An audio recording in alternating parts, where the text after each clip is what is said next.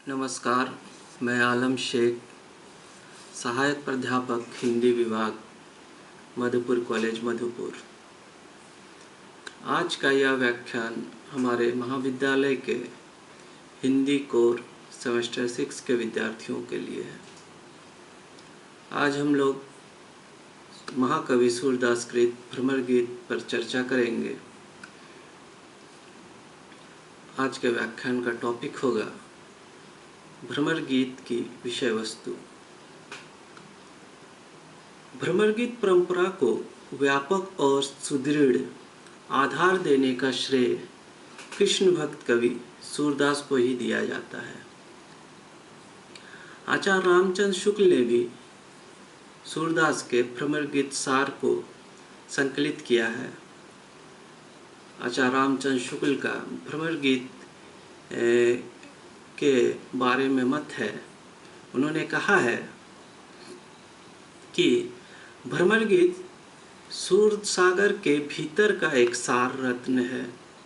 समग्र सुर सागर का कोई अच्छा संस्करण न होने के कारण सूर के हृदय से निकली हुई अपूर्व रसधारा के भीतर प्रवेश करने का श्रम कम ही लोग उठाते हैं। मैंने 1920 में भ्रमर गीत के अच्छे पद चुनकर इकट्ठे किए और उन्हें प्रकाशित करने का समायोजन किया। अध्ययन की सुविधा की दृष्टि से सूर के विस्तृत भ्रमर गीत को मुख्यतः 4 भागों में विभाजित किया जा सकता है।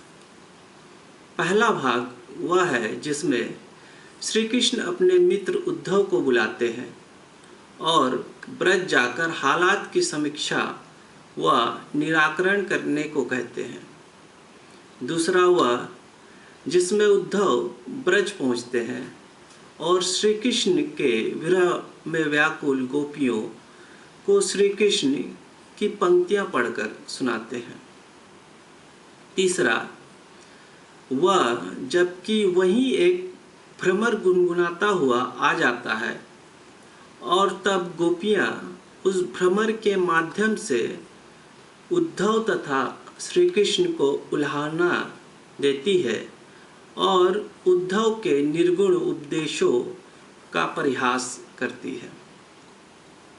चौथा वह जिसमें स्वयं उद्धव ही ब्रज की गोपियों के श्री कृष्ण प्रेम की एक निष्ठता एवं अनन्यता से अभिभूत हो जाते हैं और मथुरा आकर श्री कृष्ण के समक्ष गोपियों की विरह दशा का मार्मिक वर्णन करते हैं।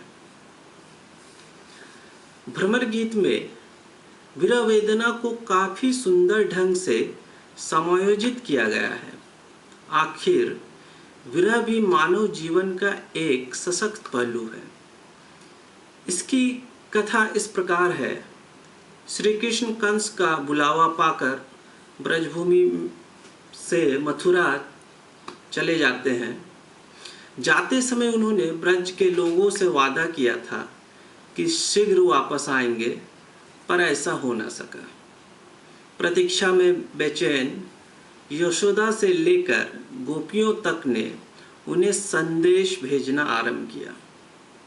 फिर भी श्री कृष्ण वापस नहीं आए और ना ही कोई संदेश ही प्रेषित किया।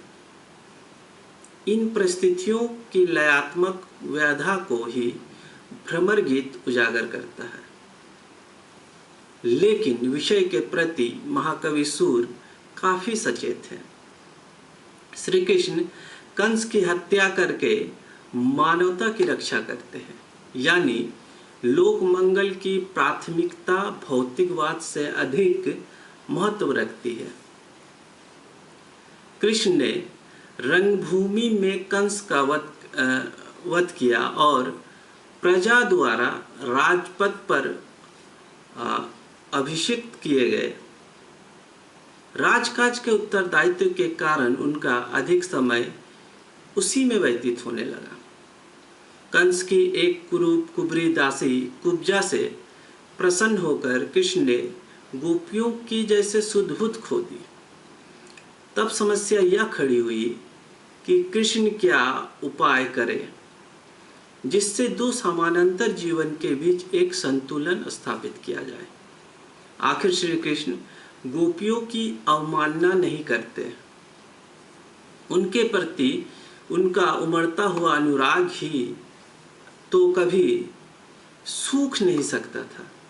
वे इस चिंता में निमग्न थे कि उन्हें उद्धव नामक एक ब्रह्मज्ञानी महापुरुष मिल गए। उद्धव कृष्ण के सखा थे। जब कृष्ण ने इनसे गोपियों की कथा कही तो इन्होंने कृष्ण से कहा, यदि आप कहे तो मैं ब्रज जाकर उन सबको समझाऊं कि वे आपके पीछे हैरान ना हो, निर्गुण निराकार ब्रह्म का ध्यान आरंभ करें। जिस व्यक्ति ने ऐसी बात कही वह न केवल हृदयहीन होगा बल्कि शास्त्रों को भी ना जानने वाला होगा। उसने ना सगुण ब्रह्म का स्वरूप पहचाना, ना निर्गुण ब्रह्म का, न उसने भगवान के अवतार रूप की ही महिमा समझी। सूर्य ने इस संपूर्ण प्रसंग को एक अत्यंत अनूठे विरह काव्य का रूप दिया है, जिससे आदि से अंत तक ब्रज की दुख कथा कही गई है। इस कथा के दो भाग हो जाते हैं। एक तो उद्धव के संदेश जाने के पूर्व की वियोग कथा, जिसमें विरह दशा के प्रायः सभी वर्णन और विनय उपालंब आदि है, और दूसरा उद्धव तथा गोपियों का वार्तालाप, जिसमें प्रेम की अनन्य तन्मयता सर्वत्र ध्वनित हुई है। इस वार्तालाप के संबंध में कुछ लोगों ने अपनी अपनी धारणाएं प्रकट की है, जिनमें एक यह है कि इसके द्वारा महात्मा सूर्य ने सगुण ब्रह्म का निरूपण और निर्गुण ब्रह्म का खंडन किया है। एक और वैचित्र्यपूर्ण आलोचना जो इसी विषय में की गई है यह है, सूर्य ने इसके द्वारा उस चिरकाल से चलती आई हुई पाखंड पर प्रहार किया है जो पंडों, पुरोहितों और पुजारियों के प्रचार का प्रधान विषय रहा है, जिससे उनका गुरुडम का गढ़ ढहकर गिर पड़े।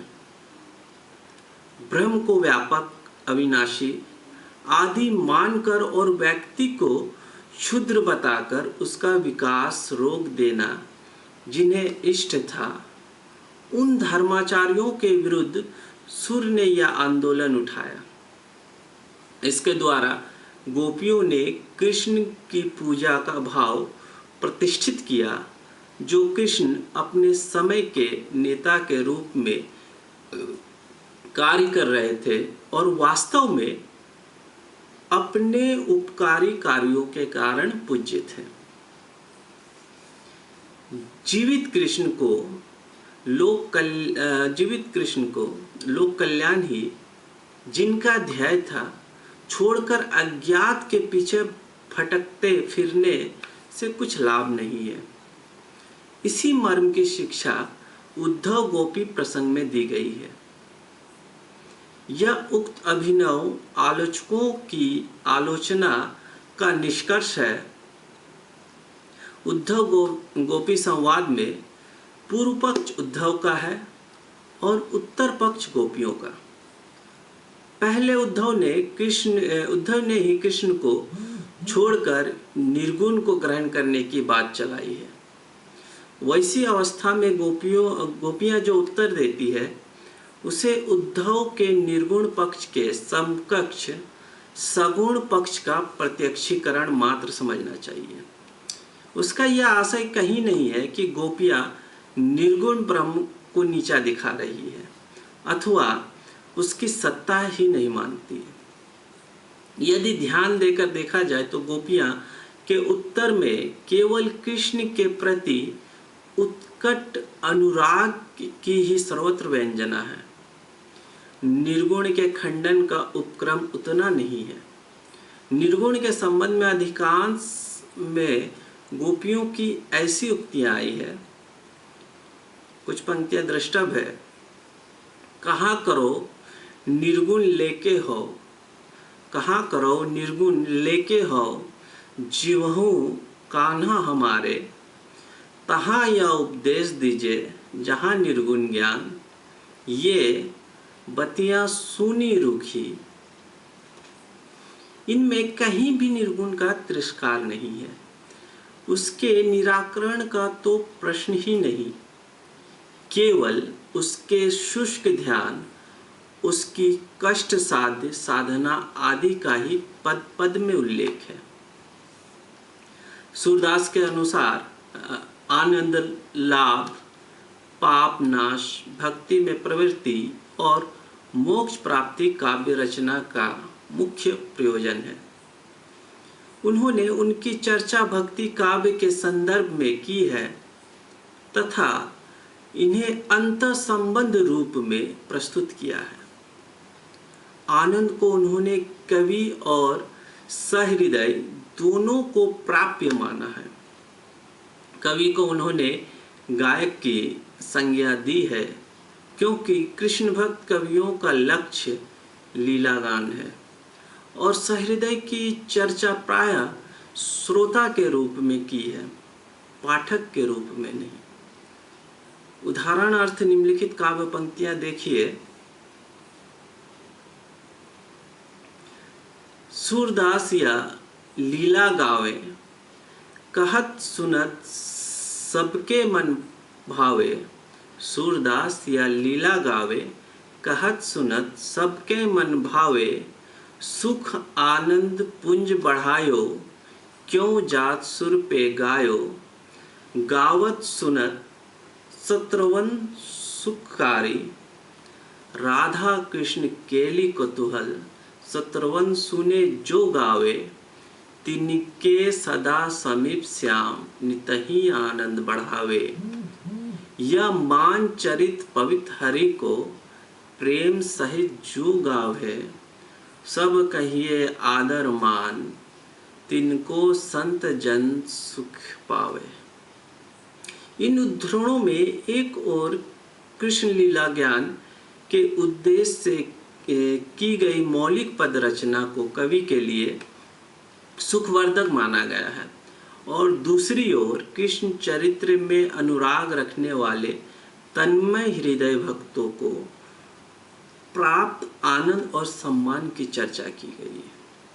इसके साथ ही सूरदास ने इस ओर संकेत किया है कि भक्तों और कवियों की आनंदानुभूति कभी कभी इतनी गहन होती है कि उसकी व्याख्या सहज नहीं होती। यह थी भ्रमर गीत की कथा वस्तु। आज के लिए इतना ही। धन्यवाद।